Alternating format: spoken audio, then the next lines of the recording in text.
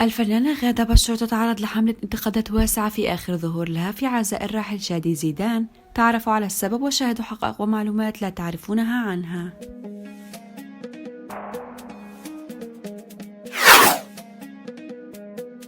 تصدرت الفنانة السورية غادة بشار حديث رواد مواقع التواصل الاجتماعي خلال الساعات القليلة الماضية، وذلك بسبب ظهورها في عزاء الراحل شادي زيدان بنظارات شمسية اعتبرها بعضهم غريبة. ولم تسلم غادة بشار من الانتقادات رغم وجودها في العزاء، حيث كانت حديث الجمهور الذين بدأ بعضهم بتناقل صورها والتنمر على إطلالتها وتشبيه نظاراتها الشمسية بالشخصية الكرتونية باتمان. وحملة التنمر التي تعرضت لها غادة بشار دفعت معظم الفنانين السوريين للتضامن معها، حيث أعربوا عن مساندتهم لها والوقوف إلى جانبها، ومنهم الفنانة أمل عرفة وتماضر غانم وسوسن ميخائيل وفاتح سلمان ويزن أنظر وشكرا مرتجى وغيرهم. ونشرت الفنانة السورية أمل عرفة عبر صفحتها الرسمية على موقع فيسبوك صورة تجمعها بالفنانة غادة بشار، وأرفقتها بتعليق أبدت من خلاله دعمها لها، مستغربة من تصرف بعض المتابعين الذين تحمل رسائلهم أذى مقصودا لبشار. وكتبت عرفة لو يعرفوا قد ايه انت شخص حلو كانوا خجلوا على حالهم، بس صغار رح يكبروا مع الأيام. أنا بحبك وكتير يا قلب ماشي على الأرض. ووصفت الفنانة تماضر غانم زميلتها بشار بالشهمة وصاحبة القلب الطيب التي تتوجه دائما للمساعدة بلهفة، مستغربة الهجوم والتنمر الذي حدث رغم وجودها في العزاء.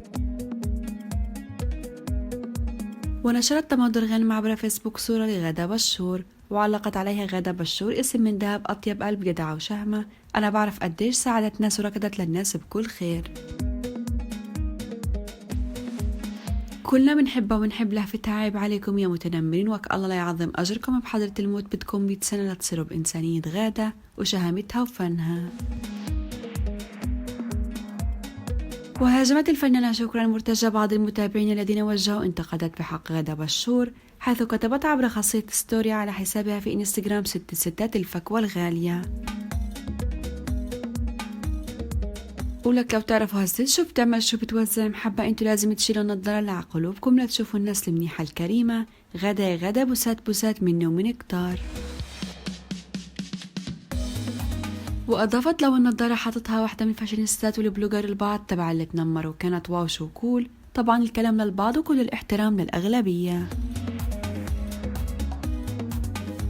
وعلقت الفنانة سوسن ميخائيل على الموضوع عبر انستغرام من خلف شاشة الموبايل ببخوا السمية اللي شربوا مع حليب أمهاتهم، وأضافت كتير قليل اللي عم بصير معنا من وراء الحقد والسواد، غادة انت الأحلى والأنقى، لا تطلع على زبالة الشوارع من حبك. وانضم الفنان فاتح سلمان إلى صفوف الداعمين لغادة بشار، فكتب عبر فيسبوك صاحبة القلب الطيب والحنون، الإنسانة الأصيلة والفنانة الرائعة لا تستحق إلا الاحترام. وقال المخرج يزن أنظر الفنانة غادة بشار من ألطف الفنانات اللي عرفتهم وأطيبهم، تركت المصيبة وبحقته تفصيل تافه وشخصي جدا ارتقوا. وردت الممثلة السورية غادة بشار على الانتقادات التي تعرضت لها بسبب إطلالتها في عزاء الممثل السوري الراحل شادي زيدان، وتحديدا بسبب النظرات الشمسية التي ارتدتها،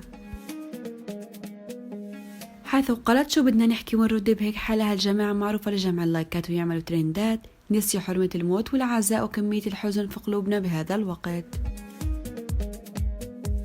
وأضافت هن وين ونحن وين، تركوا الدنيا كلها والعالم والناس وركضوا خلف أشياء ما بعرف شو برد عليها. غادة بشار ممثلة سورية بدأت مسيرتها المهنية كراقصة في فرقة أمية للفنون الشعبية، وفي فترة التسعينات دخلت مجال التمثيل، فأدت أدوارا مهمة في أعمال اجتماعية معاصرة وفي الأعمال الكوميدية، وبشكل أقل في الأعمال التاريخية، وغالبا ما كانت تجسد شخصية المرأة المسيطرة على الرجل.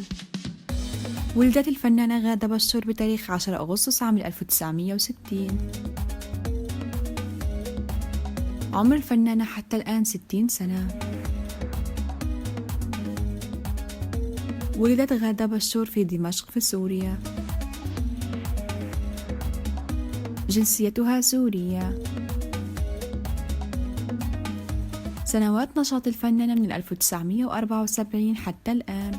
تحدثت الممثلة السورية غادة بشور عن بدايتها الفنية قائلة: بدأت مشواري من الفنون الشعبية بفرقة أمية للرقص، ثم انتقلت للتلفزيون. بعدها بدأت الرقص الشرقي بالأماكن العائلية المحترمة مثل كازينو دمشق الدولي والقصر وغيرهما. وأضافت: لم أهدف إلى الإغراء حيث كان لباسي محتشما ومختلفا عن لباس الراقصات حاليا. كما رفض أهل الموضوع ببادئ الأمر لدرجة أنني تعرضت للضرب بسبب ذلك، لكن نتيجة إصراري خضعوا للأمر الواقع. الفنانة غادة بشور تنتمي لأسرة مسيحية تعيش بقرية كنسبة، قرية متنوعة الطوائف والأديان بالقرب من مدينة اللاذقية. ولد غادة بشور شقيقتان، نبيلة الكبرى ووفاء، وفقدت غادة شقيقها الوحيد بعد معاناة مع المرض. شقيقتها وفاء والتي خاضت مجال التمثيل وشاركت في الدراما السورية بأكثر من 20 عملا دراميا، آخرها مسلسل كرسي الزعيم وكرم منجل عام 2019. تعد الحياة الخاصة للفنانة غادة بشور مثيرة للجدل، إذ أنها تزوجت شابا يصغرها ب20 عاما، إلا أن هذا الزواج لم يستمر طويلا حيث أنها انفصلت عنه سريعا. يبدو أن الفنانة غادة بشور تعرضت للخيانة من زوجها الذي تزوجته عام 2015 وهو زواجها الوحيد، لتتحدث في أكثر من مناسبة عن الخيانة وعدم التراضي بينهما.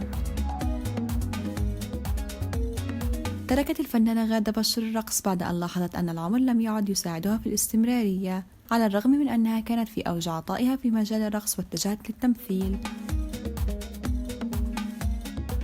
بعد تركها للرقص اتجهت للمسرح، وأول مسرحية شاركت بها هي أبو خليل القباني مع عدد من النجوم الكبار، وبعدها اتجهت للتلفزيون. تمتلك الممثلة السورية غادة بشور رصيدا كبيرا من الأعمال الدرامية والتي تميزت بها وعرفها الجمهور من خلالها، والتي أيضا ما زالت محفورة في ذاكرتنا، وذلك نظرا لاختياراتها المناسبة وأسلوبها العفوي والمميز. ومن أعمالها التمثيلية أحلام أبو الهنا، سايكو، عودة غوار، رجال الحارة، بيت جدي، الشام، العادية، وكذلك رياح الخمسين، وصايعين ضايعين، وأسعد الوراق، وقلة ذوق، وكترة غلبة، وبيت عامر، وبقع الضوء بعدة شخصيات، والأميمي، وأيضا زهرة وأزواجها الخمسة، وهيك تجوزنا، متعددة الأدوار، أبو جانتي، والعشق الحرام، وتخت شرقي، وضيعة ضايعة، وغيرها من الأعمال.